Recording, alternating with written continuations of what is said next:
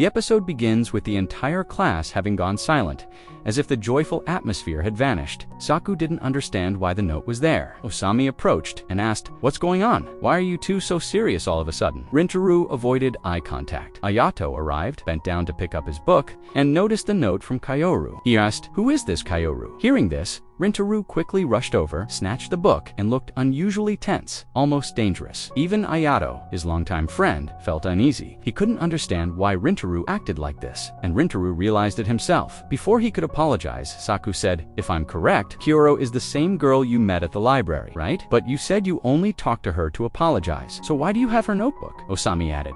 "The silver-haired high school girl called her Kaoru. Then this notebook must be hers. But why is it with you?" Other students were clueless, but knew the matter was serious. Saku said, "Why are you quiet now? Aren't you going to say anything?" Rintaro firmly refused. "I'm not sharing." This was the first time he openly said this, surprising Saku. Before the tension rose, the teacher intervened, scolding them for disturbing the class and making a mess. They had to clean it up. Osami tried to lighten the mood, challenging Saku to a cleaning race, but Saku refused. Osami dragged him away. After they left, Rintaro apologized to Ayato. "Sorry for scaring you. I don't know what came over me when you grabbed my book." Ayato smiled, saying it was no problem. Osami and Ayato weren't bothered, but Saku was upset. Rintaro went home, thinking about how he messed up. He regretted not seeing the note earlier and wondered why.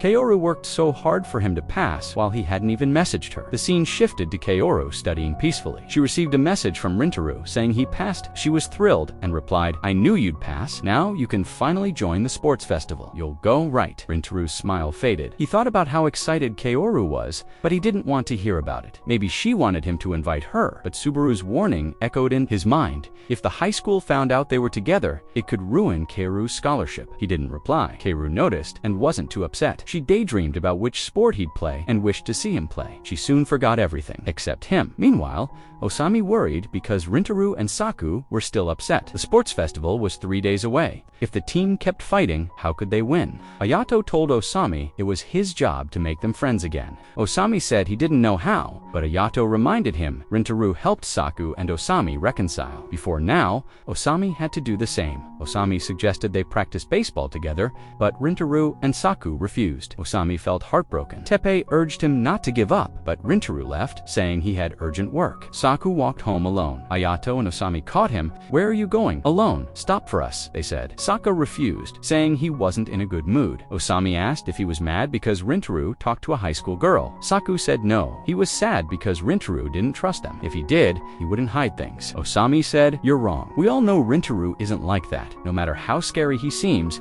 he has a pure heart. He never thinks badly about friends and stopped us from fighting before. He'd do anything for friends," Ayato added. Today was the first time he told us the truth, that he didn't want to talk about it. We should respect that. He'll tell us when ready. Just give him time. Saku agreed and understood Rintaro better. They left together at home. Rintaro's mother was worried. He was unusually quiet and mopping in one spot. She asked if he was okay or if he failed again. He said he passed all subjects. She laughed, thinking it a joke. He insisted it was true. She asked his highest mark. He said 59, shocking her more. She didn't believe he scored well without cheating. Before more could be said, Kaoru came in. Rintaro hid, not wanting to see her. Kaoru apologized for being late and asked if any cake was left. His mother said a little was left and invited her to come on weekends for more variety. Kaoru said she came as a reward for doing well on exams. Rintaro's mother praised him too. He told her to be quiet, but she boasted anyway. Kaoru was surprised to see him there. Rintaro's mother noticed he was ignoring Kaoru and didn't like it. She said she'd prepare for the next day and told Rintaro to take Kaoru's order, hoping they'd talk. She left.